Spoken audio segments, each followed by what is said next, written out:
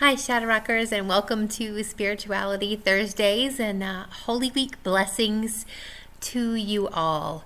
I'm recording this on Wednesday, but it's going to post on Facebook on Maundy, Thursday. And this is sort of my take on a Tenebrae service right here in my house. And so it's experimental, like everything that we're doing in this season. Who knows how it will end up, but here it goes.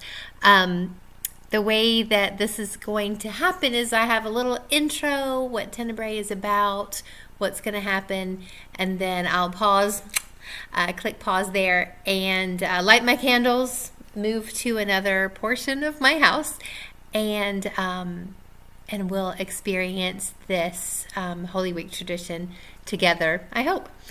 So when I was a teenager, I was part of a church-sponsored Christian youth choir.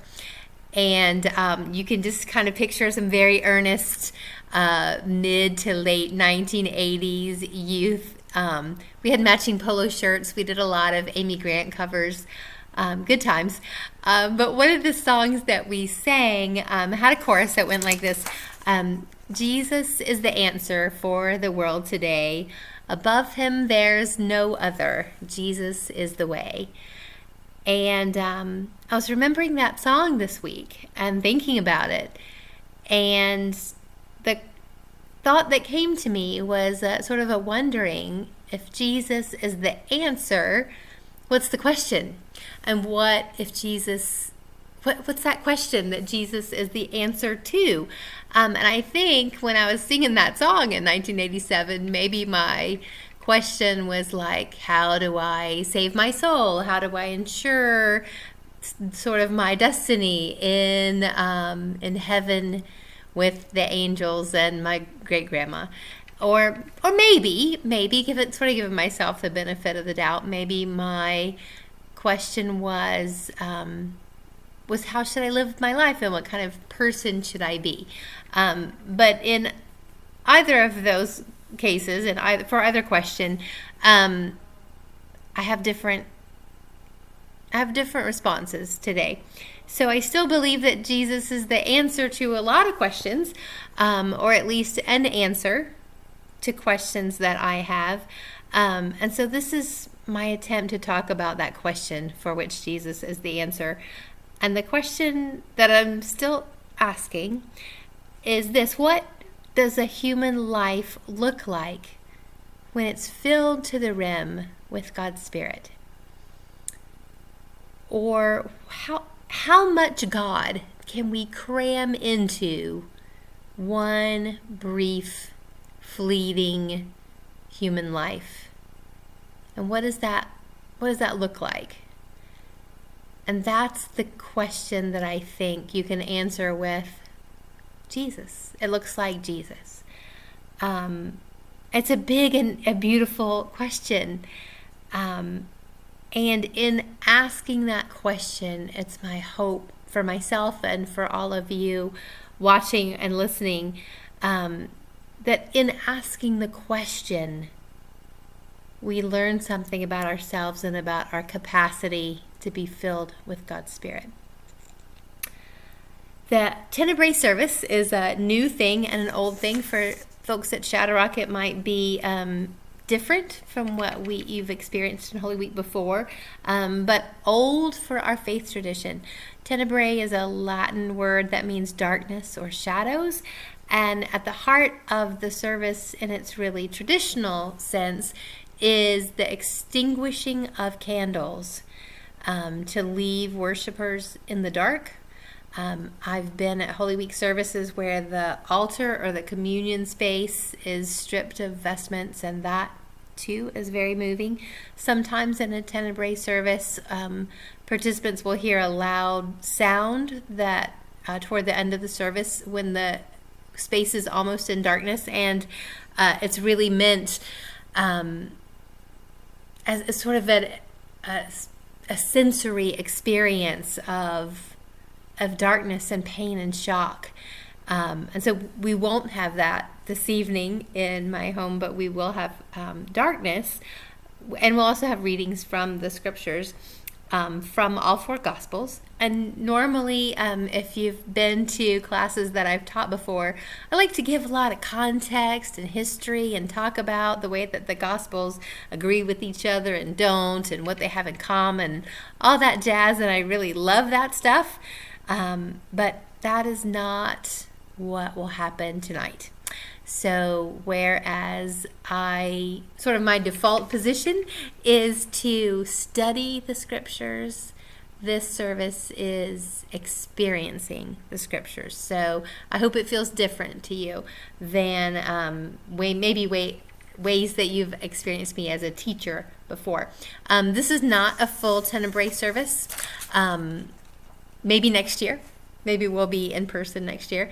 But there's something beautiful about it, and this is just a little flavor of it, but something that is really wonderful about a full Tenebrae service is that after all of the candles are extinguished or all of the lights are out in the worship space, and there's just silence, time for meditation and reflection from participants, then the Christ candle is relit and brought back, so that even in Holy Week, even in the night that we remember the institution of communion, and we remember Jesus' betrayal and arrest, and just the sadness and shock that that community of followers and disciples must have been feeling, even in the midst of that,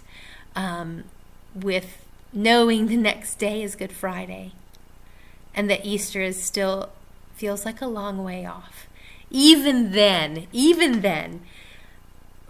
there's still a light of hope, and there's still that candle that's lit that we don't allow to be extinguished, even in the most solemn of remembrances.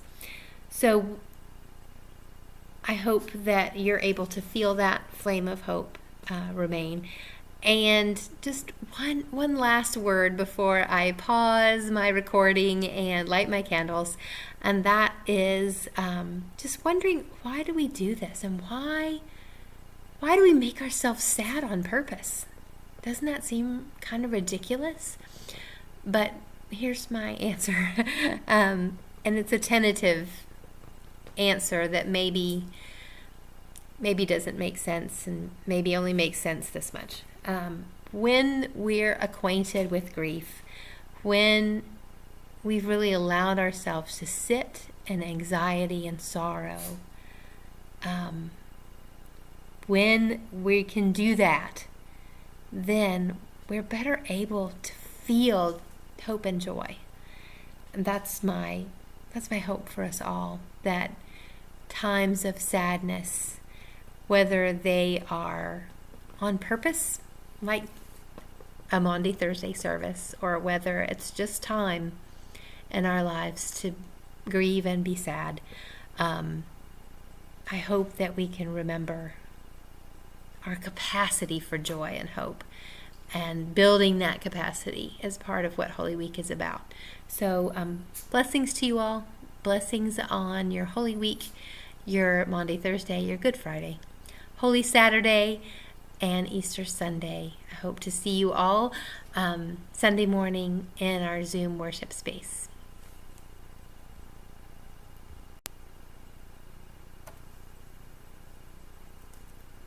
The shadow of betrayal from Mark's Gospel.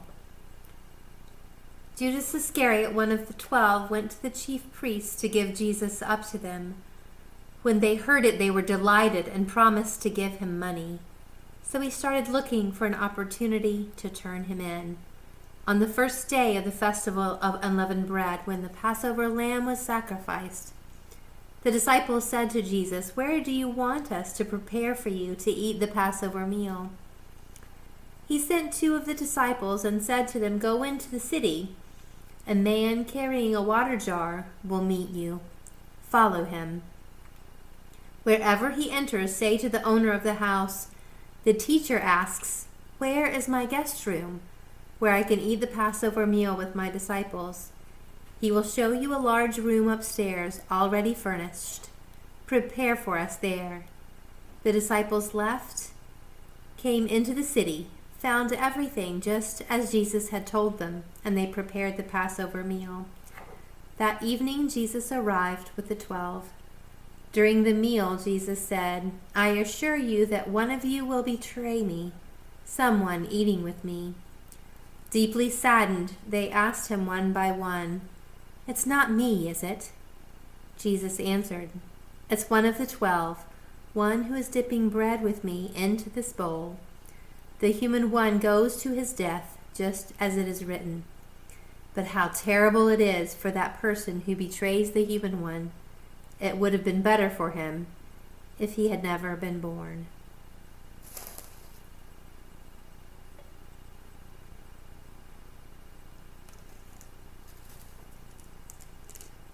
The shadow of the agony of the Spirit and Jesus' arrest from Luke's Gospel. Jesus left and made his way to the Mount of Olives, as was his custom, and the disciples followed him. When he arrived, he said to them, "Pray that you won't give in to temptation." He withdrew from them about a stone's throw, knelt down, and prayed.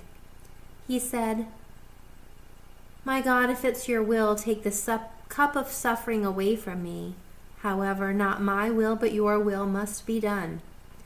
Then a heavenly angel appeared to Jesus and strengthened him. He was in anguish and prayed even more earnestly. His sweat became like drops of blood falling on the ground. When he got up from praying, he went to the disciples, and he found them asleep, overcome by grief. He said to them, "Why are you sleeping?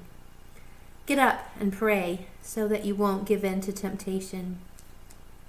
While Jesus was still speaking, a crowd appeared, and the one called Judas, one of the 12, was leading them. He approached Jesus to kiss him. Jesus said to him, "Judas, would you betray the human one with a kiss?" After they arrested Jesus, they led him away and brought him to the high priest's house. Peter followed from a distance.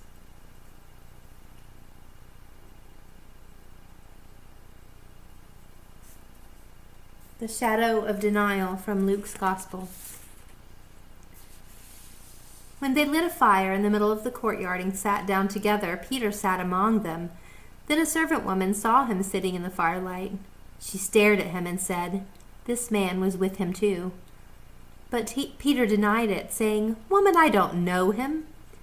A little while later, someone else saw him and said, "You are one of them too." But Peter said, "Man, I'm not." An hour or so later, someone else insisted, "This man must have been with him because he is a Galilean too." Peter responded, "Man, I don't know what you are talking about." At that very moment, while he was still speaking, a rooster crowed. The Lord turned and looked straight at Peter, and Peter remembered the Lord's words, "Before a rooster crows today, you will deny me 3 times." And Peter went out and cried uncontrollably.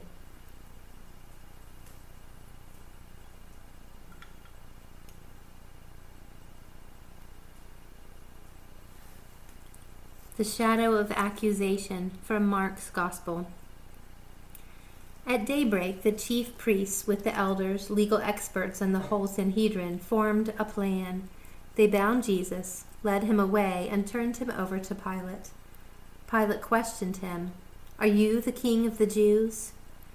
Jesus replied, "That's what you say." The chief priests were accusing him of many things. Pilate asked him again, "Aren't you going to answer? What about all these accusations?" But Jesus gave no more answers, so that Pilate marveled. During the festival, Pilate released one prisoner to them, whomever they requested. A man named Barabbas was locked up with the rebels who had committed murder during an uprising. The crowd pushed forward and asked Pilate to release someone, as he regularly did. Pilate answered them, "Do you want me to release to you the king of the Jews?" He knew that the chief priests had handed him over because of jealousy. But the chief priests stirred up the crowd to have him release Barabbas to them instead. Pilate replied, "Then what do you want me to do with the one you all call King of the Jews?" They shouted back, "Crucify him." Pilate said to them, "Why, what wrong has he done?" They shouted even louder, "Crucify him." Pilate wanted to satisfy the crowd, so he released Barabbas to them. He had Jesus whipped and handed him over to be crucified.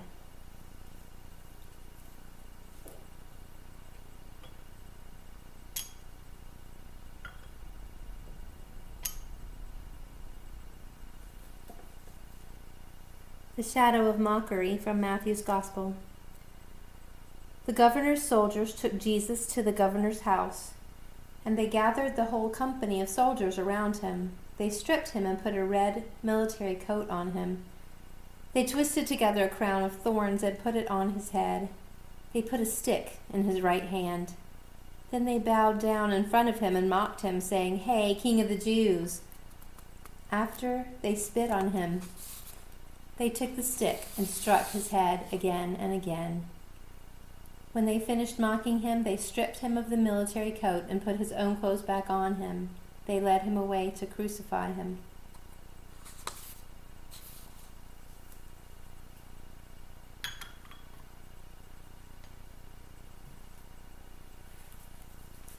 The shadow of crucifixion from Luke's Gospel. They also led 2 other criminals to be executed with Jesus. When they arrived at the place called the Skull, they crucified him, along with the criminals, one on his right and the other on his left. Jesus said, "My God, forgive them, for they don't know what they're doing." They drew lots as a way of dividing up his clothing. The people were standing around watching, but the leaders sneered at him, saying, "He saved others, let him save himself, if he really is Christ, sent from God, the chosen one." The soldiers also mocked him. They came up to him, offering him sour wine and saying, "If you really are King of the Jews, save yourself."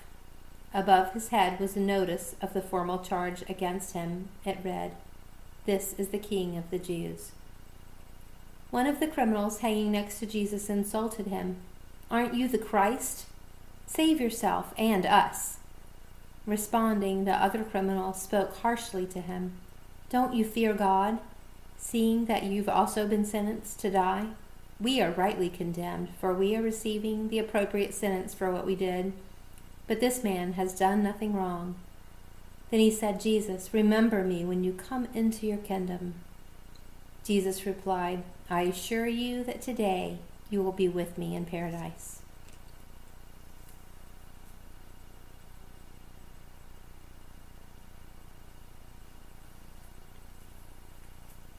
The shadow of death from Mark's Gospel. From noon until 3 in the afternoon, the whole earth was dark.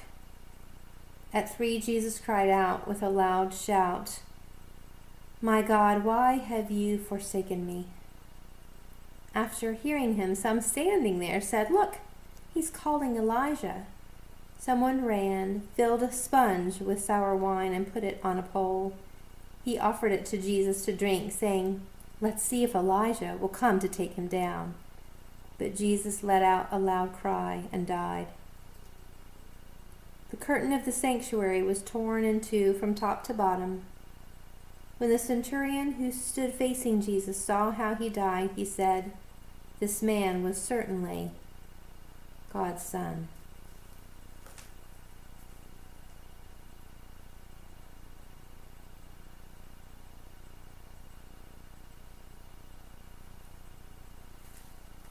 The shadow of burial from John's Gospel.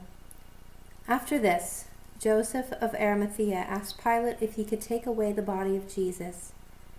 Joseph was a disciple of Jesus, but a secret one, because he feared the authorities. Pilate gave him permission, so Joseph came and took the body away. Nicodemus, the one who had first come to Jesus at night, was there too. He brought a mixture of myrrh and aloe, nearly 75 pounds in all. Following Jewish burial customs, they took Jesus' body and wrapped it with the spices in linen cloths.